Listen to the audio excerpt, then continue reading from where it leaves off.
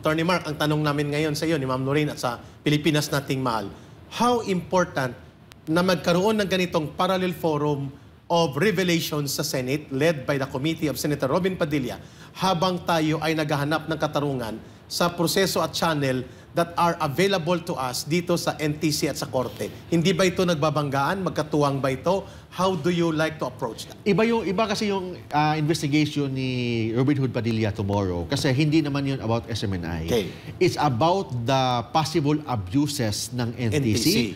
And violation ng freedom of press and freedom of expression. It is beyond SMNI. Okay. Kasi doon sa House of Representatives, focus kasi yon sa prangkisa ng SMNI. Tapos, nung approve na, ipasa po nila yan sa Senado and I think i-refer pa yan sa isang committee na wala pa, hindi pa yata na-refer. Walang taker ngayon. So, wala pa yon. Ang investigation tomorrow or yung meeting tomorrow or consultative meeting tomorrow is about the freedom of press, freedom of expression, and yung pang-aabuso or the possible abuses ng NTC. So, iba yun. It is beyond SMNI. Okay, it's about klaro. freedom of press and freedom of expression. Ma'am, your follow-up kay Attorney Mark or interaction. Yeah, so very clearly what we see now, no, napakahalaga na may BICAM tayo. Kasi hindi maaasahan itong Martin Romualdez-led na kongreso na hindi lang si Martin Romualdez yan, no, nasa likod niya ay si President Bongbong Marcos and unfortunately kahit si Lisa Araneta Marcos. So, Attorney, are you hopeful about what will happen? I'm very hopeful na mas matalino ang mga senador natin. I'm very hopeful maybe it's not matalino, maybe it's principled. Yes, both based on principle. At bukas ang isip. Bukas ang isip, open-minded. Pagmamahal sa bayan. Consistent dapat yung gagawin nila, consistent dapat sa ating saligang batas, and dapat respetuhin po nila ang freedom of press and freedom of expression. Attorney, but in that same Senate is Risa Ontiveros, who's also abusive and arrogant. Yes. We already know that, di ba? So, what would make this, I don't know, case, this hearing? At least naman sa Senado, at least sa Senado, hindi kagaya ng House of Representatives na ni isang congressman, wala man lang nando na to defend freedom of press, freedom of expression, or at least to question man lang na bigyan naman ng pagkakataon si Attorney Tolentino na magpaliwanag. Kahit isang congressman man lang, wala. Tahimik lahat, takot na takot.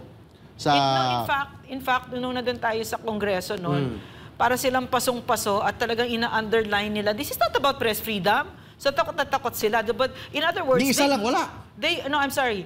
In other words, they knew that this was about press freedom and they knew how important that yung violation yung ginagawa nila. Kaya binabaliktad nila. Yes, klaro yun. Yun ang pagkakaiba sa Senado. Kasi sa Senado, we have Robin Hood Padilla. I think member doon sa committee ni Robin Hood Padilla, si Bongo. Nandun yata si Senator Tolentino. Nandun si Revilla. Marami, si Ejercito, si Estrada. I think mas iba-iba yung pag-iisip.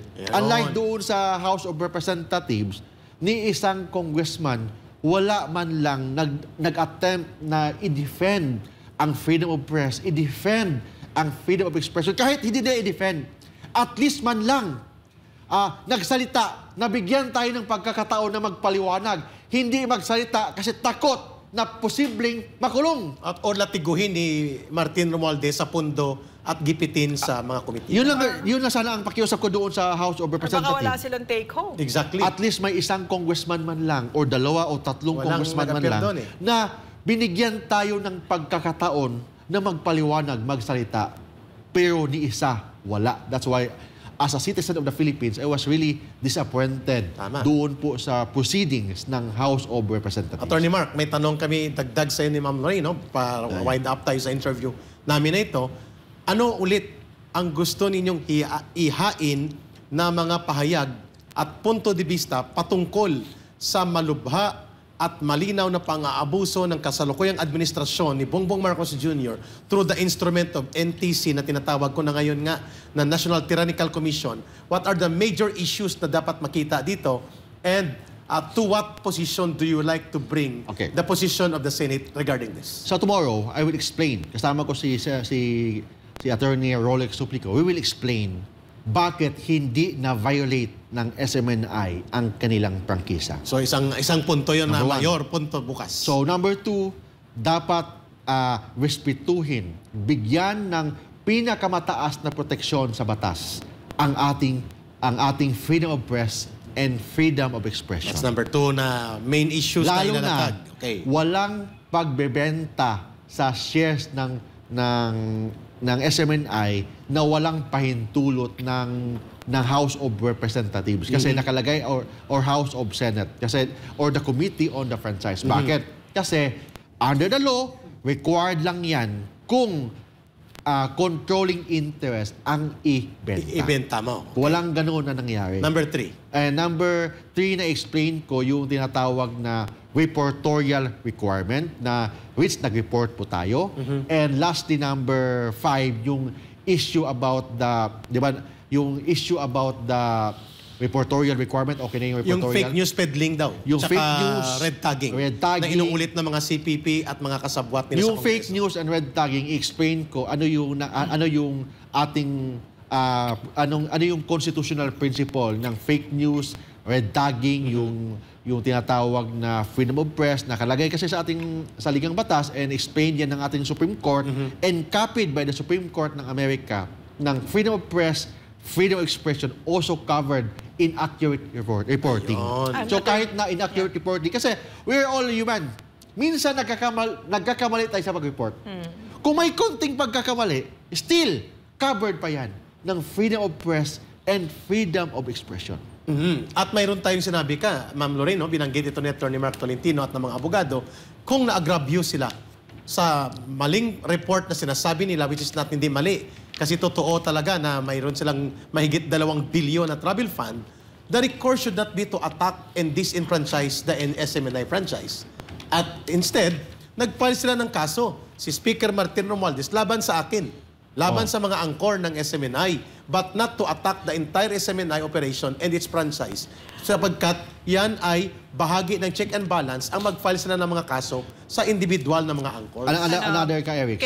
Hold on, may I just please, yung sinabi ni Eric, no, yung 2-point-something billion, etc., etc. Kasi nakikita ko kasi dito, Eric, attorney, parang pinapasayaw nila tayo, no, na we keep on explaining about this. When in reality, that's not the issue. The issue is the Dutertes. No? It's a political issue, in other words. And they've used this palusot, itong palusot. No, kasi it doesn't hold water eh. Maliwanag na maliwanag yung sinasabi ni attorney. Hindi naman tayo mga mahihinang utak dito. So, sa madaling salita, ginamit ng Kongreso, nagpagamit ang Kongreso na para manupil dahil sa political reasons. And this is very worrisome kasi ang sinasangga niya dito ay napakahalaga, no? Press freedom. Again, kaya ko explain ito. So itong pinaka-common na palaging sinasabi ng mga congressman na sobrang yabang, sinasabi nila na if we have the right to give the franchise, We have the right to we have the right to revoke it. revoke the franchise. Yun yan. Mali po yan. Bopols. Mali yan. Kasi if ang prangkisa, binigay ng prangkisa, it has the same concept of a property right. Ibig sabihin, hindi basta-basta tanggalin yan kung walang due process. So, yung right to give, hindi ibig sabihin na you have the right to revoke anytime. Yes. Kasi pag binigay mo ng prangkisa, property right na yan. Pag property right na yan, may protection yan sa ating saligang batas, particularly ang due process clause ng ating saligang Na batas. hindi mo pwedeng labagin o i-shortcut o ikutan. Hindi pwede labagin yan, kung hindi, bigyan ng pagkakataon na magpaliwanag. Yun lang naman ang pakiusap. And at least man lang, may 1 o 2 congressman kayong kinausap doon na kunwari na magsalita, na bigyan ng paliwanag si attorney magsalita, bigyan ng chance si Atty. Suplico na mag-explain about yung mga prangkisa ng SMNI. Walang ganun. Sila lahat. Two lawyers versus 60 congressmen. At dinumog kayo sa isang mali at abusadong paggamit ng kapangyarihan at baluktot na pag-interpret ng batas ayon sa agenda nila na binanggit ni Ma'am Lorraine, ito ay isang political operation. Yes. Nagkunwari silang para daw sa Bingi sila pag-investigate. Kasi hindi nakikinig. Walang pakikinig. Sila, Nangyayari bulag, dun bulag sila, hindi nila nakita ang katotohanan, bingi sila, hindi nila kayang pakinggan ang katotohanan. So, yun ang nangyari and I'm very hopeful and praying na hindi dapat ma-experience namin yan ni Attorney Rolex Suplico, hindi naman may experience niya sa mga senador. Hopefully. Baka may mga senador dyan na naggaling-galingan, lalo na yung babae dyan, si anong pangalan nun? Si Risa Ontiveros. Baka umupo siya doon. Baka no? umupo doon kasi member siya, tapos ibubuli kami. Sana man lang, I'm very optimistic kahit ibuli nila kami, kaya naman depensahan ang SMNI. Hindi naman kami takot sa kanya eh. Yeah. Lalo na, Dapat lang. kaya nga namin idepensa ang SMNI, ang freedom of press and freedom of expression 2 versus Versus 60 congressman. Ngayon pa, na may at least may 4 or 5 senador kami, ang legal team ng SMNI na pwedeng bigyan kami ng pagkakataon na Na patas. magpaliwanag.